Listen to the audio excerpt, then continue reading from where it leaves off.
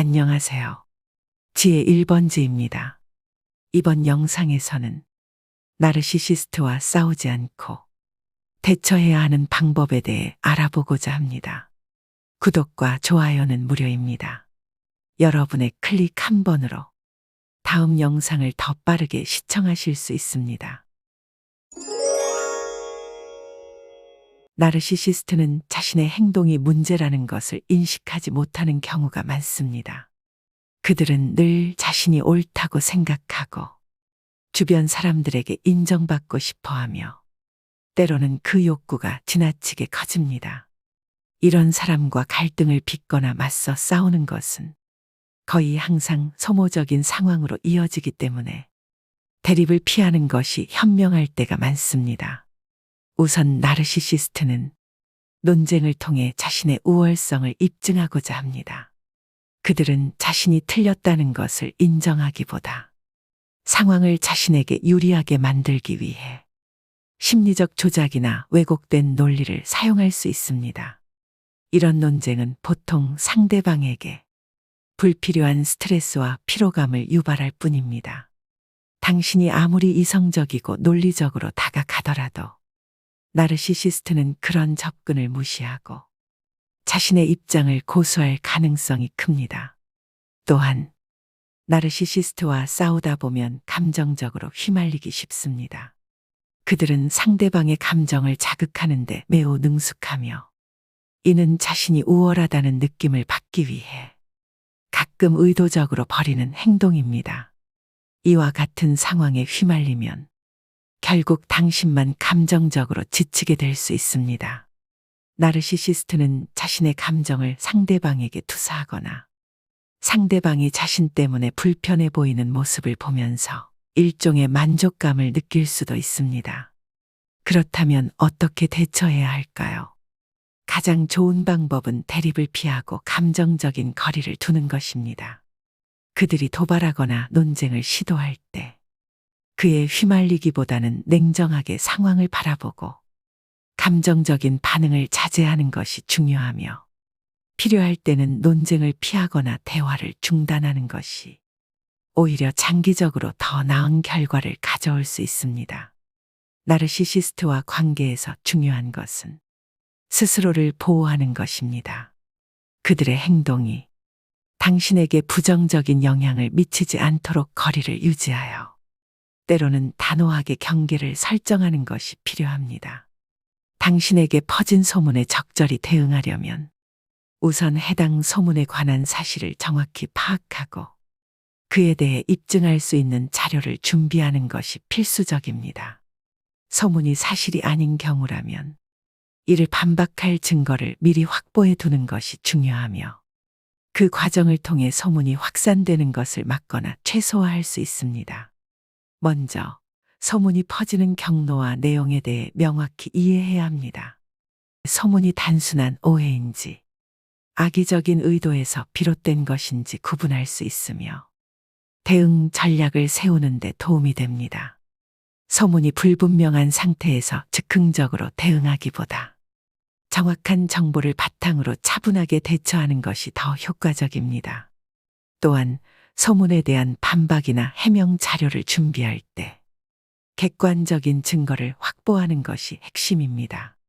예를 들어 소문과 관련된 사실을 뒷받침할 수 있는 문서, 사진, 이메일 기록과 관련된 증언 등이 있을 수 있습니다. 이러한 자료들은 소문을 부인하거나 바로잡을 수 있는 강력한 수단이 되고 무엇보다도 증거를 제시할 때는 감정적인 대응을 피하며 가능한 사실에 기반한 논리적인 설명을 제공하는 것이 신뢰도를 높이는 데 도움이 됩니다. 소문에 대응하는 과정에서 중요한 또 하나의 요소는 대처 방법입니다. 소문이 퍼진 상황에서 즉각적인 대응을 해야 할 때도 있지만 때로는 소문을 무시하고 지나가는 것이 더 나은 경우도 있습니다. 소문이 자칫 더 큰 쟁점으로 번지지 않도록 대응 방식을 신중히 선택하는 것이 중요하고 상황에 따라서 대응하지 않는 것이 오히려 소문을 더 빨리 잠재울 수 있는 방법일 수 있으며 그럴 때 소문이 자연스럽게 잠잠할 때까지 기다리는 것이 좋습니다. 마지막으로 소문에 대응할 때 신뢰할 수 있는 지지 기반을 마련하는 것도 고려해야 합니다. 주변에 신뢰할 수 있는 사람들과 동료들에게 소통하여 상황을 명확히 설명하고 그들의 지지를 얻는 것도 도움이 될 수 있습니다. 이러한 과정에서 자신에 대한 긍정적인 이미지와 신뢰를 유지하는 것이 중요합니다. 세상에는 사람의 성향과 접근 방식에 따라 크게 세 종류의 사람이 있다는 것을 먼저 이해하는 것이 중요합니다. 사람들은 각자 다른 생각과 행동 방식을 지니고 있고 이러한 차이점이 대인 관계와 사회적 역할에 큰 영향을 미칩니다. 이러한 세 가지 유형은 각각의 특징을 가지고 있으며 사람을 이해하고 함께 협력하는 데 있어 유용한 통찰을 하게 됩니다. 첫 번째 유형은 문제 해결형입니다.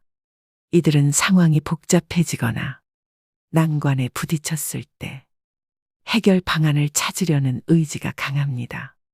어떤 상황에도 긍정적인 결과를 나타내기 위해 분석하고 계획하는 것을 좋아하며 논리적이고 체계적인 사고를 지향합니다.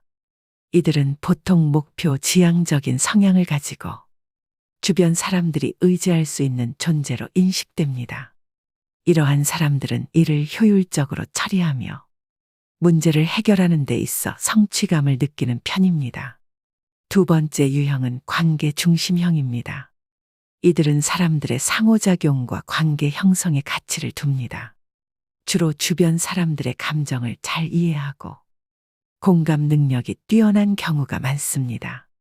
이러한 사람들은 주변 사람들을 잘 챙기면서 분위기를 부드럽게 만드는 재능이 있습니다. 관계 중심형 사람들은 갈등을 중재하거나 조화를 이루는데 자연스러운 장점을 보입니다. 그래서 이들은 팀 내에서 사람들을 하나로 모으는 역할을 맡거나 상담 역할을 하기에 적합한 편입니다. 세 번째 유형은 탐구형입니다. 이들은 새로운 것에 대한 호기심이 많고 끊임없이 배움을 추구하는 사람들입니다. 주로 독창적이고 창의적인 사고방식을 가지고 있으며 기존의 틀에 얽매이기보다 새로운 아이디어를 찾고 실험하는 것을 좋아합니다. 이들은 개방적인 사고와 유연성을 가지고 있으므로 변화하는 환경에도 적응력이 뛰어난 편입니다. 새로운 지식과 기술을 습득하는 데 큰 만족감을 느끼면서 다른 사람들이 미처 보지 못한 가능성을 발견하는 경향이 있습니다. 사람들은 주로 이 세 가지 중 한 가지 유형의 성향을 강하게 보이는 경우가 많습니다. 사람마다 독특한 성향이 있다는 점을 이해한다면 서로의 차이를 존중하며 더욱 효과적으로 소통할 수 있을 것입니다. 스스로의 자아를 탐구하여 시험해 보는 것은 자기 이해와 성장의 첫걸음입니다. 자신의 자아를 시험한다는 것은 단순히 자신의 성격이나 특징을 파악하는 것을 넘어서 자신의 신념, 가치관, 행동 방식을 객관적으로 바라보고 평가해보는 과정입니다. 이 과정을 통해 우리는 자신의 강점과 약점은 물론 삶에 대한 목표와 현재의 위치를 명확히 알 수 있게 됩니다. 자아를 시험하기 위해 일단 스스로에게 몇 가지 중요한 질문을 던져볼 필요가 있습니다. 예를 들어, 나는 어떤 상황에서 진정한 나의 모습이 드러나는가? 내가 가장 중요하게 여기는 가치는 무엇인가? 나는 어떤 일에 가장 큰 만족감을 느끼는가? 라는 질문들은 자아에 대해 더 깊이 이해하는 데 도움을 줄 수 있습니다. 이러한 질문들에 솔직하게 답하면서 자신의 내면을 객관적으로 관찰할 수 있습니다. 또한 자신의 감정과 생각에 대해 기록해 보는 것도 좋은 방법입니다. 일기를 쓰거나 생각을 글로 정리하면 자신의 감정 변화와 생각의 패턴을 더 잘 이해할 수 있습니다. 예를 들자면 특정 상황에서 느낀 감정을 기록하면서 자신이 왜 그렇게 느꼈는지, 그 상황에서 어떻게 반응했는지 분석해 볼 수 있고, 이를 통해 우리는 일상에서 놓칠 수 있는 작은 신호들을 포착하며 자기 이해력을 높일 수 있습니다. 자신의 행동 방식을 시험하는 방법도 있습니다. 말하자면 새로운 환경에 도전하거나 평소와 다른 결정을 내려보는 것입니다. 새로운 사람을 만나보거나 새로운 취미를 시작하는 것도 도움이 됩니다. 이런 도전들은 익숙한 환경에서 벗어나 새로운 경험을 통해 자신을 시험할 기회를 제공합니다. 또한 타인과의 대화를 통해 환류를 받아보는 것도 좋은 방법입니다. 다른 사람이 바라보는 자신의 모습과 스스로 인식하는 자신의 모습 사이에 어떤 차이가 있는지 확인하면서 자기 성찰을 깊이 할 수 있습니다. 자아를 탐구하는 과정은 때로는 어려운 과제가 될 수도 있습니다. 자신이 의도치 않게 피하고 있던 약점을 마주할 수도 있고 스스로에게 실망하는 순간이 올 수도 있습니다. 그러나 이 과정에서 우리는 자기 자신에 대해 더 깊이 이해하며 이를 바탕으로 성장을 이룰 수 있습니다. 결론적으로 자아를 시험한다는 것은 더 나은 자신으로 나아가기 위한 중요한 발걸음이자 삶을 더욱 풍부하게 만드는 도전이라고 할 수 있습니다. 자신의 각본을 구현하는 것은 창의력과 자기 표현을 극대화할 수 있는 흥미로운 작업입니다.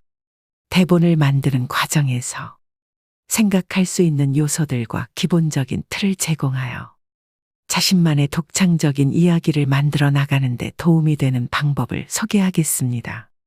먼저 대본의 주제와 배경을 설정하는 것이 중요합니다.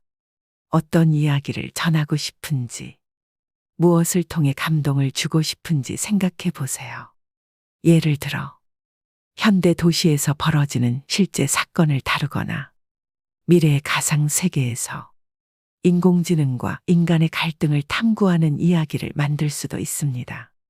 이야기의 배경은 필수적인 요소로 이야기를 구성하는 장소와 시간대를 정하면 캐릭터와 사건을 더욱 구체적으로 설정할 수 있고, 배경은 독자에게 새로운 세계를 제시하며 이야기를 몰입할 수 있게 해줍니다. 다음은 주인공과 그를 둘러싼 주요 캐릭터들을 설정합니다. 주인공은 독자가 감정을 이입할 수 있는 인물이자 이야기를 이끌어가는 중요한 역할을 합니다. 주인공이 가진 목표나 꿈은 무엇인지, 어떤 내적 갈등을 겪고 있는지 고민해 보세요.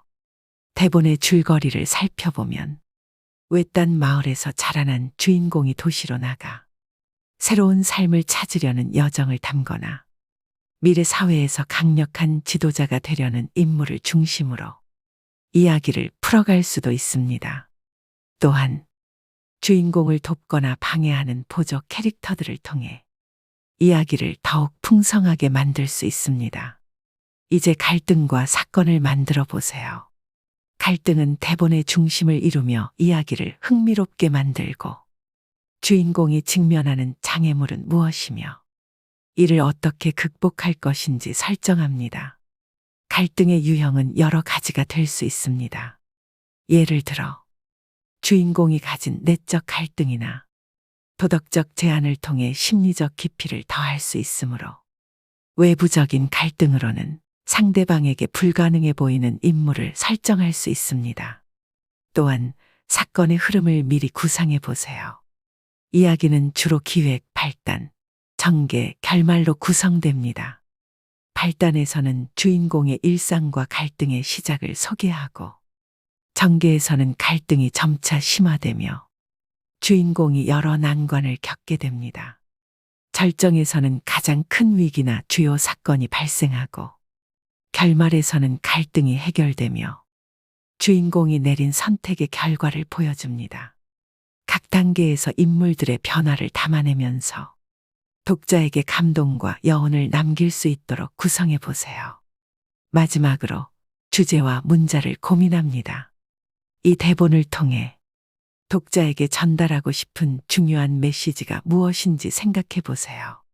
모든 이야기는 하나의 교훈이나 생각할 거리를 제공하여 이를 통해 이야기는 깊이와 의미를 갖게 됩니다.